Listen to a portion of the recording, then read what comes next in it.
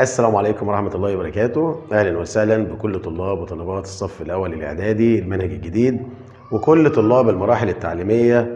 النهاردة يا شباب إن شاء الله هنشرح أول زمن عندنا في يونت 1 وهو The Past Simple Tense. The Past Simple Tense زمن الماضي البسيط من الأزمنة السهلة في اللغة الإنجليزية. بس قبل ما تدخل على الزمن لازم تكون عارف معلومات مهمة جدا عن الأفعال. الافعال في المرحله الابتدائيه كنا بنحفظ لها تصريفين اتنين بس، مضارع وماضي. لكن طبعا في المرحله الاعداديه لازم تبقى عارف ان انت بتحفظ 3 تصريفات للافعال، يبقى كل فعل ليه 3 تصريفات، وهتبتدي تحفظ من السنه دي ان شاء الله 3 تصريفات للافعال. لازم تبقى عارف ان الافعال في اللغه الانجليزيه مقسومه لقسمين: regular verbs افعال منتظمه، والريجولار verbs افعال شاذه.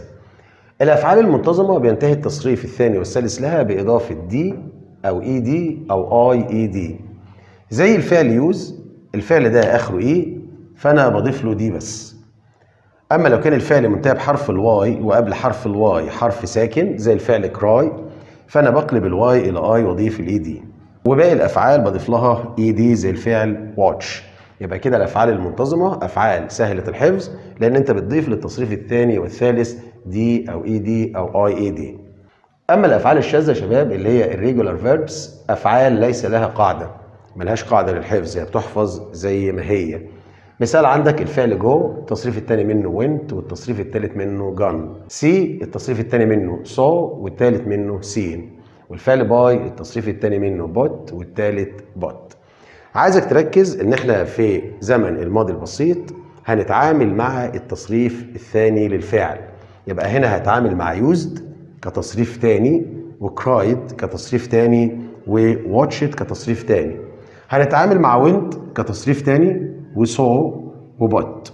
يبقى احنا هنتعامل في زمن الماضي البسيط مع التصريف الثاني للفعل. التصريف الاول يا شباب بيسموه present مضارع، والثاني بيسموه past ماضي، والثالث بيسموه past participle اللي هو التصريف الثالث للافعال.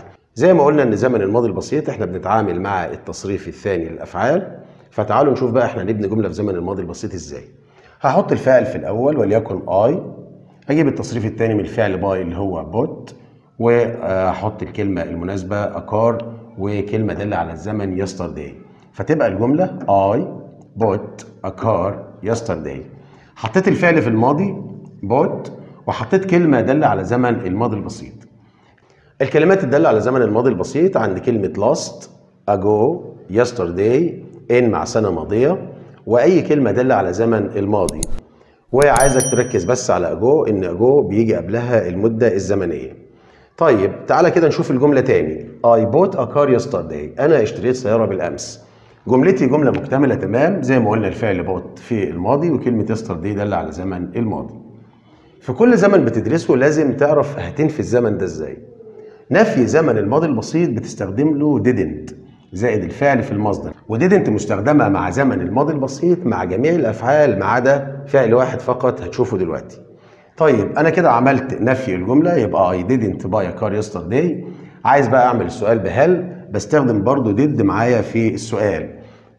بستخدم هنا did، احول I ليو على الجمله اللي فوق طبعا، وارجع الفعل برضو لمصدره باي واكمل سؤالي، فتبقى did you buy a car yesterday. لو عايز اعمل سؤال باداه استفهام بحط اداه الاستفهام المناسبه وليكن وات مثلا، بجيب برضو الفعل المساعد did والفاعل I بتحول ليو، الفعل في المصدر وبكمل، فتبقى وات did you buy yesterday. زي ما قلت لك زمن الماضي البسيط بتتعامل مع التصريف الثاني للفعل، بتنفي الجمله بكلمه didn't والفعل في المصدر، بتستخدم did في السؤال اللي بهل، وبتستخدم did برضو في السؤال اللي باداه استفهام. الجمله بتاعت I was at school yesterday، جملة في زمن الماضي البسيط عندي was الماضي من am، I was أنا كنت at school yesterday. عايز أنفي الجملة دي بقى ما ينفعش فيها didn't، يعني ما ينفعش تقول I didn't be at school yesterday. يعني أنت لو عايز تنفي was هنا هتخليها wasn't، فتقول I wasn't at school yesterday. اوعى تقول I didn't، I wasn't at school yesterday. ولو حبيت تعمل سؤال بهل برضو مش هتجيب did، أمال هتعمل إيه؟ انت هتقدم الفعل على الفاعل، ولما تقدم الفعل هنا على الفاعل هتحول was لوير وتحول I ليو وتكمل سؤالك. فتبقى were you at school yesterday. were you at school yesterday.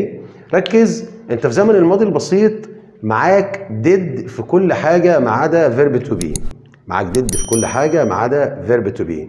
طيب تعالى كده شوف الجملة اللي انا هطلعها لك على الشاشة قدامك دلوقتي. I had a car last year. I had a car last year. اوعى تنفي الجملة دي وتقول I hadn't. ليه؟ لأن had هنا فعل أساسي، فما دام had هنا فعل أساسي فأنت هتنفيه ب didn't، فتقول I didn't have a car. جملة تانية برضو باستخدام verb to do كفعل أساسي، الجملة برضو اللي هتظهر قدامك على الشاشة دلوقتي. I did my homework yesterday. I did my homework yesterday نفيها هيكون I didn't do my homework yesterday. يبقى كده انت ما عندكش غير verb to be الوحيد اللي في الماضي هو اللي بينفي نفسه. اتمنى من الله ان انتوا تكونوا فهمتوا كل ما يخص زمن الماضي البسيط. لو عندكم اي مشاكل او اي تعليقات سيبوها لي في التعليقات اللي تحت الفيديو وانا هرد عليكم ان شاء الله. لو لقينا تفاعل كويس على الفيديو ان شاء الله هننزل شرح منهج الصف الاول الاعدادي كاملا. اتمنى لكم جميعا التوفيق. ما تنسوش لو عجبكم الفيديو تعملوا شير ولايك.